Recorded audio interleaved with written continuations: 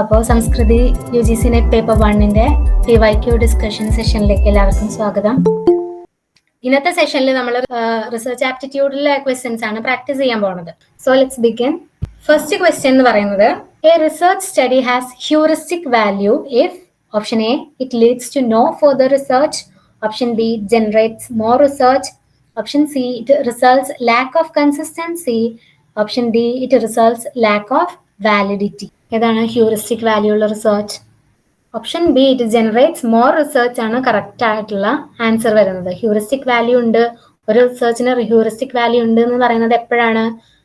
അതിന് കൂടുതൽ സ്കോപ്പ്, ആ റിസർച്ചിന് കൂടുതൽ scope കൊണ്ടുവരുമ്പോഴാണ്. Okay,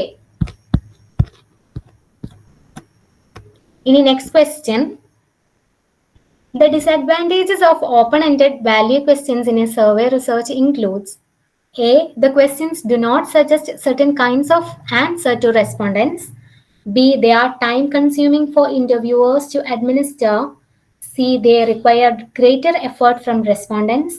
D. They are useless for a survey. Choose the correct answer among these.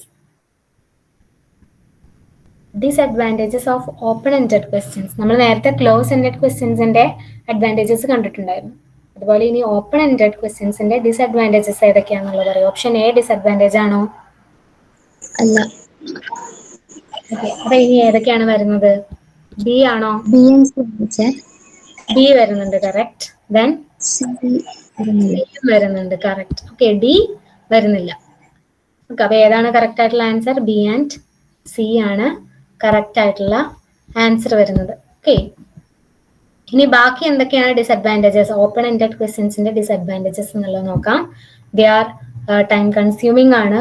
They require greater efforts from respondents. കാരണം descriptive ആയിട്ട് detail ആയിട്ടുള്ള answer പറയേണ്ടി വരും. ആൻഡ് ഡിഫറെന്റ് ആൻസേഴ്സ് കമ്പയർ ചെയ്യാൻ ഡിഫിക്കൽറ്റി അപ്പോൾ കൂടുതലായിരിക്കും. And a lot of irrelevant informations വരാനുള്ള chance ഉണ്ട്. It's hard to analyse. ഇനി അതിന്റെ അഡ്വാൻറ്റേജസ് എന്തൊക്കെയാന്ന് നോക്കാം. ഓപ്പൺ എൻഡഡ് ക്വസ്റ്റ്യൻസിന്റെ advantages: they are rich, detail responses ഉണ്ട്, flexibility in answering, depth of understanding and encourage thoughtful responses, and enhanced validity. The next question, which of these of a research report are not considered for similarity checks while detecting plagiarism? Abstract, all generic terms and laws, observations, conclusions, bibliography. ഇതിൽ ഏതൊക്കെയാണ് correct ആയിട്ടുള്ള answers വരും നോക്കാം. Not considered for similarity checks ഏതൊക്കെ വരും? A വരുമോ? A വരില്ല. Abstract വരില്ല. ദെൻ ബി വരില്ലേ? ബി വരും. ജനറിക് ടേംസും ലോസും വരും, കറക്റ്റ്. സി വരുമോ? ഒബ്സർവേഷൻസ് വരും. കൺക്ലൂഷൻസ് വരുമോ? ഇതൊക്കെയാണ് കറക്റ്റ് ആയിട്ടുള്ള ആൻസേഴ്സ് വരുന്നത്. പറയൂ, പെട്ടെന്ന് പറയൂ. ബിബ്ലിയോഗ്രാഫി വരും. പിന്നെ ഒബ്സർവേഷൻസ് വരില്ല. ജനറിക് ടേംസ് വരും, ലോസ് വരും. പിന്നെ അബ്സ്ട്രാക്ട് വരില്ല. കൺക്ലൂഷൻസ് വരുമോ? കൺക്ലൂഷൻസും വരില്ല. ഓക്കെ, ലോസ്, ടേംസ്, ബിബ്ലിയോഗ്രാഫി, ഇത്രയും കാര്യങ്ങളാണ് പ്ലാജിയറിസത്തിൽ നിന്ന് നമ്മൾ ഒഴിവാക്കുന്നത്. ഓക്കെ, അപ്പൊ ഏതാണ് കറക്റ്റ് ആയിട്ടുള്ള ആൻസർ വരുന്നത്? B and E. Option B ആണ് കറക്റ്റ് ആയിട്ടുള്ള ആൻസർ വരുന്നത്. Okay, the next question, what do we call a research design in which either the investigator or the participant is not aware of the treatment of a participant is receiving? See, option A single blind study, option B half blind study, option C double blind study, option D longitudinal study. ഏതാണ് correct ആയിട്ടുള്ള answer വരിക? in which either investigator or the participant is not aware. ഇതിൽ ഈ ക്വസ്റ്റ്യനിൽ നമ്മൾ ശ്രദ്ധിക്കേണ്ട ആയിട്ടുള്ള ഏതാണ് ആൻസർ പറഞ്ഞത്? ഈ ക്വസ്റ്റ്യനിൽ നമ്മൾ ശ്രദ്ധിക്കേണ്ട വേർഡ്സ് ഏതൊക്കെയാണെന്നൊക്കെ. ഒന്ന്, either, ഏതെങ്കിലും ഒരാൾ, either investigator or participant is not aware. either, ഏതെങ്കിലും ഒരു പാർട്ടി ഉള്ളൂ എന്ത്? either of the parties unaware. അപ്പൊ അതിലെ ഒരു പാർട്ടി ഉള്ളൂ അണവെയർ ആയിട്ടുള്ളത്. അപ്പൊ അതിന്റെ ആൻസർ എന്തായിരിക്കും വരിക? Single blind. ഏതെങ്കിലും ഒരു ഭാഗക്കാരാണ് എന്തെന്ന് പറഞ്ഞത്? അനവെയർ ആയിട്ടുള്ളത്. അപ്പൊ സിംഗിൾ ബ്ലൈൻഡ് സ്റ്റഡിയാണ് കറക്റ്റ് ആയിട്ടുള്ള ആൻസർ വരുന്നത്. ഓക്കെ, ഇനി അതിന്റെ എക്സ്പ്ലനേഷൻ ഒന്ന് നോക്കാം. ഓക്കെ, ഇനി in A single blind study The participants do not know whether they are receiving the actual treatment or a placebo. Placebo is a substance with no therapeutic effect, but the researcher conducting the study does know. Okay. Single blind സ്റ്റഡിയിൽ ഏതെങ്കിലും ഒരാൾ ഒന്നല്ലെങ്കിൽ റിസർച്ചറിനെ അറിയാം, അല്ലെങ്കിൽ research നടത്തുന്ന ആരുടെ അടുത്താണോ research നടത്തുന്നത് ആ ആൾക്കോ അല്ലെങ്കിൽ ആ ജീവികൾക്കോ എന്തിനോ അതിനറിയാം. ഓക്കെ, ആ ഗ്രൂപ്പിനറിയാം. This design helps to prevent participants' expectations from influencing the results. അത് അതിന്റെ സിംഗിൾ ബ്ലൈൻഡ് സ്റ്റഡിന്റെ ഒരു അഡ്വാൻറ്റേജ് ആണ്. ഒരു എക്സാമ്പിൾ പറയുകയാണെന്നുണ്ടെങ്കിൽ, if the participant knew they were receiving real treatment, they might report feeling better simply because they believe treatment should work. Okay, അതൊരു psychological effect ആണ്. By keeping them blind to what they are receiving, the study aims to reduce this kind of bias, produce more accurate and reliable results. അപ്പോൾ single blind ടെസ്റ്റിന്റെ advantages ആണ് എന്തൊക്കെ? Helps prevent the participants' expectations from influencing the results. Then bias ഒഴിവാകും, more accurate ആയിട്ടുള്ള results കിട്ടും. ഇനി എന്താണ് double blind study എന്നുള്ളത് നോക്കാം. ഓക്കെ, ഡബിൾ ബ്ലൈൻഡ് സ്റ്റഡിയിൽ എന്താണ് വരുന്നത്? Neither the participants nor the researchers know who is receiving the actual treatment. Okay, സിംഗിളില് നമ്മൾ പറഞ്ഞത് ഈതർ ആയിരുന്നു. ഓക്കെ, ഏതെങ്കിലും ഒരു ഭാഗക്കാരാണ് അറിയാതിരുന്നത്. പക്ഷെ ഡബിൾ ബ്ലൈൻഡിൽ എന്താണ്? രണ്ട് ഭാഗത്തിലുള്ളവരും, റിസർച്ച് നടത്തുന്നവരും പാർട്ടിസിപ്പൻസും അറിയുന്നില്ല, റിസർച്ചേഴ്സും അറിയുന്നില്ല. ഓക്കെ, ഇനി അടുത്തത് റാൻഡമൈസ്ഡ് കൺട്രോൾ ട്രയൽ എന്ന് പറയുന്ന ഒരു സ്റ്റഡി ഉണ്ട്, സ്റ്റഡി മെത്തേഡ് ഉണ്ട്. അതിൽ നമ്മൾ സ്റ്റഡി ചെയ്യുന്ന ഗ്രൂപ്പിനെ റാൻഡം ആയിട്ട് പിക്ക് ചെയ്യാണ് ചെയ്യുന്നത്. ഓക്കെ, ഇനി കൊഹോർട്ട് സ്റ്റഡി. കൊഹോർട്ട് എന്ന് വെച്ചാൽ എന്താണ്? ഒരു എന്തെങ്കിലും ഒരു സിമിലാരിറ്റി ഉള്ള ഒരു ഗ്രൂപ്പിനെയാണ് നമ്മൾ കൊഹോർട്ട് എന്ന് പറയാം. ഈവൻ ഇഫ് അവർക്ക് ഒരു ഡയറക്ട്ലി ഒരു സിമിലാരിറ്റീസ് ഒന്നും ഇല്ലെങ്കിൽ കൂടി ഒരു സ്റ്റഡി നടത്തുന്ന ഗ്രൂപ്പ് എന്നുള്ള ഒരു സിമിലാരിറ്റി എങ്കിലും അവർക്ക് ഉണ്ടായിരിക്കും. ഓക്കെ, അതിനെയാണ് നമ്മൾ എന്തെന്ന് പറയാ? കൊഹോർട്ട് എന്ന് പറയുന്നത്. ഓക്കെ, ഇനി ക്രോസ് സെക്ഷണൽ സ്റ്റഡി എന്ന് വെച്ചാൽ എന്താ? ക്രോസ് സെക്ഷണൽ ടു ഗ്രൂപ്പ്സിനെയാണ് കമ്പയർ ചെയ്യുന്നത്. Okay, so researchers look back to identify factors that may have contributed to the outcome. ഇനി നെക്സ്റ്റ് ടൈപ്പ് ഓഫ് സ്റ്റഡി ആണ് എന്ത്? Longitudinal study. It follows the same group of participants for a longer period. അതാണ് longitudinal study എന്ന് പറയുന്നത്. ഇനി quasi experimental സ്റ്റഡിയിൽ എന്താണ്? The design resembles an experimental study but lacks random assignment. Random ആയിട്ടുള്ള assignment അല്ല quasi എക്സ്പെരിമെന്റലില് നടത്തുന്നത്. ഓക്കെ, ഇനി observational study എന്താണ്? Researchers observe and record behaviour outcome without intervening. ഒരു ഇന്റർവെൻഷനും അതിനിടയിൽ ഒരു തരത്തിലുള്ള ഇന്റർവെൻഷനും കൂടാതെയുള്ള ഒബ്സർവേഷൻ മാത്രമാണ് ഒബ്സർവേഷണൽ സ്റ്റഡി എന്ന് പറയുന്നത്. ഇനി ലാസ്റ്റ് ആൻഡ് ഇമ്പോർട്ടൻറ്റ് ടൈപ്പ് ആയിട്ടുള്ള മറ്റൊരു ടൈപ്പ് ഓഫ് സ്റ്റഡിയാണ് മെറ്റാ അനാലിസിസ്. മെറ്റാ അനാലിസിസ് എന്താണ്? It combines the results of multiple studies on same topic to derive more comprehensive conclusions. Meta analysis എന്താണ്? മൾട്ടിപ്പിൾ സ്റ്റഡീസിനെ ബേസ് ചെയ്തിട്ടുള്ളതാണ്. ഓക്കെ, അപ്പൊ ഇതൊക്കെയാണ് ഇമ്പോർട്ടൻ്റ് ആയിട്ടുള്ള ടൈപ്സ് ഓഫ് സ്റ്റഡി വരുന്നത്. Single blind, double blind, randomised control trial, cohort study, cross sectional, longitudinal, quasi experimental, observational and meta analysis. ഇതെല്ലാം ഒന്ന് not ചെയ്ത് വെക്കുന്നത് നന്നായിരിക്കും. ഓക്കെ, കാരണം നമ്മൾ PYQ പ്രാക്ടീസ് ചെയ്യുമ്പോൾ അതിന്റെ ഒരു മെത്തേഡ് എന്ന് പറയുന്നത് എങ്ങനെയാന്ന് വെച്ചാല്, ഒരു ക്വസ്റ്റ്യൻ പ്രീവിയസ് ഇയർ ക്വസ്റ്റ്യൻ കിട്ടിയാൽ അതിന്റെ കറക്റ്റ് ആയിട്ടുള്ള ആൻസർ കണ്ടുപിടിക്കുക എന്നുള്ളത് മാത്രമല്ല നമ്മുടെ ലക്ഷ്യം എന്ന് പറയുന്നത്. ആ ക്വസ്റ്റ്യൻ വളരെയധികം മനസ്സിലാക്കിയിരിക്കണം, അതിന്റെ ആൻസർ എന്തുകൊണ്ട് അത് വന്നു എന്നുള്ളത് കറക്റ്റ് ആയിട്ട് മനസ്സിലാക്കിയിരിക്കണം. ഓക്കെ, അതിന്റെ കൂടെ തന്നെ നമ്മൾ പഠിക്കേണ്ട മറ്റൊരു കാര്യം എന്താണ്? അതിൽ ബാക്കി വരുന്ന ഓപ്ഷൻസ് എന്താണ് അതുകൊണ്ട് ഉദ്ദേശിക്കുന്നത് എന്നുള്ളത്. കാരണം പേപ്പർ 1-ലാണെങ്കിലും പേപ്പർ 2-ലാണെങ്കിലും പൊതുവെ കാണുന്ന ഒരു മെത്തേഡാണ് അതൊക്കെ. കാരണം നമ്മൾ ഇന്ന് ഈ ഒരു എക്സാമിൽ ഓപ്ഷൻസ് ആയി വരുന്നതായിരിക്കും നമ്മൾ അടുത്ത എക്സാമിൽ ചിലപ്പോൾ ആൻസർ ആയിട്ട് വരുന്ന ഒരു കാര്യം. അപ്പൊ അതുകൊണ്ട് PYQs പ്രാക്ടീസ് ചെയ്യുമ്പോൾ ഏറ്റവും ഇമ്പോർട്ടന്റ് ആയിട്ടുള്ള കാര്യം എന്ന് പറയുന്നത് ഒന്ന് ആൻസർ ഫൈൻഡ് ചെയ്യുന്നതിനോടൊപ്പം തന്നെ റോങ് ആയിട്ടുള്ള ആൻസേഴ്സ് എന്താണ് ഉദ്ദേശിക്കുന്നത് എന്നുള്ളത് കൂടെ നമ്മൾ മനസ്സിലാക്കി വെക്കല് അത്യാവശ്യമായിട്ടുള്ള ഒരു കാര്യമാണ്. ഓക്കെ, ഇനി next question.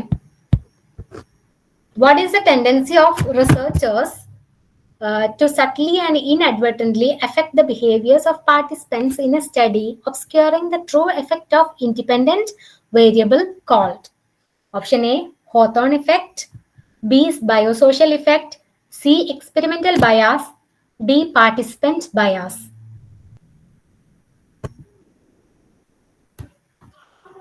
tendency to affect the behaviors of participants. എന്താണ് കറക്റ്റ് ആയിട്ടുള്ള ആൻസർ? ഇത് ഇമ്പോർട്ടൻ്റ് ആയിട്ടുള്ള ഒരു പ്രീവിയസ് ഇയർ ക്വസ്റ്റ്യനിൽ പെട്ടതെന്നാണ്. കാരണം അതിന്റെ മുന്നേ ഈ ഒരു ക്വസ്റ്റ്യൻ പേപ്പറിൽ വരുന്നതിന് മുന്നേ ഈ ഇഫക്ട്സ് ഒന്നും നമ്മൾ കൂടുതലായിട്ട് അങ്ങനെ പ്രിപ്പയർ ചെയ്യുമ്പോൾ അത്ര ഇമ്പോർട്ടൻസ് കൊടുക്കാത്തൊരു ഏരിയ ആയിരുന്നു. ഇങ്ങനെ ഒരു ക്വസ്റ്റ്യൻ വന്നതിന്റെ ശേഷമാണ് നമ്മൾ ഈ ഇഫക്ട്സ് ഒക്കെ നമ്മൾ പേപ്പർ 1 കൂടുതലായിട്ടും ഡിസ്കസ് ചെയ്യാനും പഠിക്കാനൊക്കെ വേണ്ടി തുടങ്ങിയത്.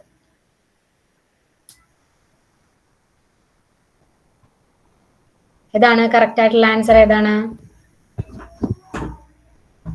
ഓപ്ഷൻ സി, എക്സ്പെരിമെന്റൽ ബയാസ് ആണ് കറക്റ്റ് ആയിട്ടുള്ള ആൻസർ വരുന്നത്. ഓക്കെ, ബിഹേവിയേഴ്സിനെ എന്താണ് ചെയ്യുന്നത്? അഫക്റ്റ് ചെയ്യുക, അതിനെ ഇൻഫ്ലുവൻസ് ചെയ്യുന്നതിനെയാണ് നമ്മൾ എന്തെന്ന് പറയാ?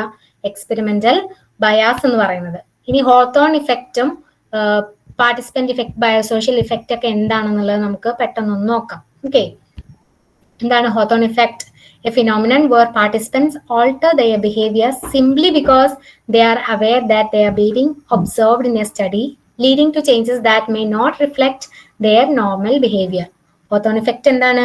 പാർട്ടിസിപ്പൻസ് നമ്മൾ ഒബ്സർവ് ചെയ്യേണ്ടെന്ന് അറിയുമ്പോൾ നമ്മൾ വെറുതെ നമ്മുടെ ബിഹേവിയറിൽ വരുത്തുന്ന ചേഞ്ചസ് അല്ലെങ്കിൽ നമ്മൾ കൊടുക്കുന്ന ആൻസേഴ്സിൽ വരുത്തുന്ന ചേഞ്ചസിനെയാണ് നമ്മൾ ഹോത്തോൺ ഇഫക്റ്റ് എന്ന് പറയാം. ഓക്കെ, ഇനി ബയോസോഷ്യൽ ഇഫക്റ്റ് എന്താണ്? It refers to the influence of both biological and social factors on an individual behaviors or development. Okay, biological and social factors നെയാണ് എന്ത് ബയോസോഷ്യൽ ഇഫക്റ്റ് എന്ന് പറയുന്നത്. ഓക്കെ, ഇനി എക്സ്പെരിമെന്റൽ ബയാസ് എന്താണെന്നുള്ളത് നോക്കാം. It occurs when researchers' expectations or preferences unintentionally influence the outcome of an experiment, leading to skewed or invalid results. എന്താണ് experimental bias? റിസർച്ചറിന്റെ എക്സ്പെക്ടേഷൻസോ പ്രിഫറൻസസോ unintentionally ആണ് influence ചെയ്യുന്നത്. ഓക്കെ, അതിനെയാണ് നമ്മൾ എക്സ്പെരിമെന്റൽ ബയാസ് നമ്മൾ തൊട്ട് മുന്നേ കണ്ടത്. ഇനി എന്താണ് participant bias? When participants in a study consciously or unconsciously behave in a way that they believe aligns with the expectations of the research, potentially distorting the study findings. അതാണ് participant bias എന്ന് പറയുന്നത്. Participant bias എപ്പോഴും എന്താണ്? They aligns with expectations of the researcher. ഓക്കെ, റിസർച്ചറിന്റെ എക്സ്പെക്ടേഷൻസുമായിട്ട് align ചെയ്തുന്ന ഒരേ തരത്തില് ഒരേ ഡിറക്ഷനിൽ മൂവ് ചെയ്യുന്നതാണ് എന്ത്? പാർട്ടിസിപ്പന്റ് ബയാസ് എന്ന് പറയുന്നത്. ഓക്കെ, ഇനി next question. To understand the theoretical reasons that led researchers to conduct a study, you would read which section of their article? Option A, abstract. Option B, introduction. Option C, discussion. Option D, methodology. ഏതാണ് correct ആയിട്ടുള്ള answer? Single ആയിട്ടുള്ള question ആണ്, പെട്ടെന്ന് answer ചെയ്യൂ. Theoretical reasons എവിടെയാണ് കാണിക്കുക? അബ്സ്ട്രാക്റ്റിലാണോ? Abstract എന്താ? നമ്മൾ തീസിസിന്റെ ഓവറോൾ ഒരു എന്താ പറയാ ഒരു സമ്മറി പോലെ, അല്ലെങ്കിൽ അതിനെ ഒരു ബ്രീഫ്, തീസിസിനെ മൊത്തം ബ്രീഫായിട്ട് കൊണ്ടുവരുന്നതിനെയാണ് നമ്മൾ അബ്സ്ട്രാക്ട് എന്ന് പറയാം. മെത്തഡോളജി അല്ല, നമുക്ക് ക്ലിയർ ആയിട്ട് അറിയാം. ഡിസ്കഷനിൽ എന്താണ്? നമ്മളെ ഡാറ്റനെ കുറിച്ചിട്ടുള്ള ഡിസ്കഷനാണ് ഡിസ്കഷനിൽ വരിക. അപ്പൊ ഇൻട്രൊഡക്ഷൻ ആണ് കറക്റ്റ് ആയിട്ടുള്ള ആൻസർ വരുന്നത്. ഇൻട്രൊഡക്ഷനിലാണ് നമ്മൾ തിയറീസ്, ഏതൊക്കെ തിയറിയാണ് യൂസ് ചെയ്യുന്നത്, എന്ത് കാരണം കൊണ്ടാണെന്നുള്ളത് കൊടുക്കുന്നത് എവിടെയാണ്? ഇൻട്രൊഡക്ഷനിലാണ്.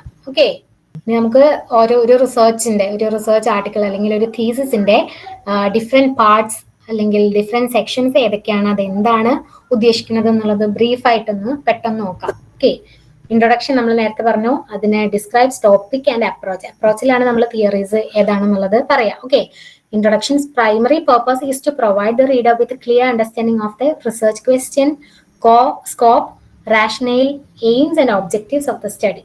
Okay, ഇനി അബ്സ്ട്രാക്റ്റിൽ എന്താ പറയാ? ഇത് അബ്സ്ട്രാക്ട് എന്താണ്? തീസിസിന്റെ ഒരു സമ്മറി, ഒരു ബ്രീഫ് ആയിട്ടുള്ള സമ്മറിയാണ്. ഇത് highlights the main objectives, methods, results and conclusions. Introduction നമ്മൾ നേരത്തെ പറഞ്ഞു. ഓക്കെ, അപ്രോച്ചും ബാക്ക്ഗ്രൗണ്ടിൽ ഇൻഫർമേഷൻസ്, റിസർച്ച് ക്വസ്റ്റ്യൻസ് അല്ലെങ്കിൽ റിസർച്ച് പ്രോബ്ലം, ഒബ്ജക്റ്റീവ്സ് എല്ലാമാണ് ഇൻട്രൊഡക്ഷനിൽ ഉണ്ടാവുക. ഇനി ലിറ്ററേച്ചർ റിവ്യൂ എന്തിലാ വരിക? ഇനി ലിറ്ററേച്ചർ എന്ന് കണ്ടുകൊണ്ട് നമ്മൾ അത് ഇംഗ്ലീഷിന് മാത്രം റിലേറ്റ് ചെയ്തിട്ടുള്ള കാര്യമല്ല. ഓക്കെ, എല്ലാത്തിലും ലിറ്ററേച്ചർ റിവ്യൂ വരും. അതെന്താണ്? ബാക്ക്ഗ്രൗണ്ട് സ്റ്റഡി, ഓൾറെഡി എക്സിസ്റ്റിംഗ് സ്റ്റഡിയിൽ എന്തൊക്കെയാണ് ഓൾറെഡി ഉള്ളത് എന്നുള്ളതിനെ കുറിച്ചിട്ടുള്ള ഇതാണ് ലിറ്ററേച്ചർ റിവ്യൂവിൽ വരുന്നത്. ഓക്കെ, ഇനി മെത്തഡോളജിയിൽ എന്താണ് വരുന്നത്? റിസർച്ച് ഡിസൈൻ ആണ് മെത്തഡോളജി. നമ്മൾ എങ്ങനെയൊക്കെയാണ് ഇത് ചെയ്യാൻ പോകുന്നത്, റിസർച്ച് എങ്ങനെയൊക്കെ ചെയ്യാൻ പോകുന്നു, ഡാറ്റ കളക്ഷനിൽ എന്തൊക്കെ മെത്തേഡ്സ് വരുന്നുണ്ട്, എങ്ങനെയൊക്കെയാണ് നമ്മൾ അനലൈസ് ചെയ്യുന്നത് എന്നുള്ളതിനെ കുറിച്ചിട്ട് ഡീറ്റെയിൽ ആയിട്ട് പറയുന്നതാണ് മെത്തഡോളജി എന്നുള്ള സെക്ഷൻ. ഇനി റിസൾട്ട്സിൽ എന്താണ് വരുന്നത്? Results it presents the findings of the study without interpretation, often including tables, figures or statistical analysis. ഒരു ക്വാണ്ടിറ്റേറ്റീവ് റിസർച്ച് ആണെങ്കിൽ ഓക്കെ, നമ്മുടെ ഫൈൻഡിങ്സ് ഓഫ് ദ സ്റ്റഡി ആണ് റിസൾട്ടിൽ വരിക. ഇനി ഡിസ്കഷനിൽ എന്താണ്? നമുക്ക് നമ്മുടെ ഫൈൻഡിങ്ങിനെ, റിസൾട്ടിനെ എക്സ്പ്ലെയിൻ ചെയ്യുന്നതിനെയാണ് ഡിസ്കഷനിൽ വരിക. ഇനി കൺക്ലൂഷനിൽ എന്താണ്? സമ്മറി. പിന്നെ ലാസ്റ്റ് ഭാഗം എന്താണ്? Bibliography or work cited. Work cited രണ്ടും ഒന്നാണ്. അതിൽ എന്താണ് വരുന്നത്? റെഫറൻസ്. നമ്മൾ റെഫർ ചെയ്ത മെറ്റീരിയലുകളുടെ റെഫറൻസ് ആണ് ബിബ്ലിയോഗ്രഫി ആൻഡ് വർക്ക് സൈറ്റഡിൽ. ഇതിലാണ് നമ്മൾ നേരത്തെ പറഞ്ഞ MLA സ്റ്റൈൽ, APA സ്റ്റൈൽ ഒക്കെ നമ്മൾ യൂസ് ചെയ്യുന്നത്. ഓക്കെ.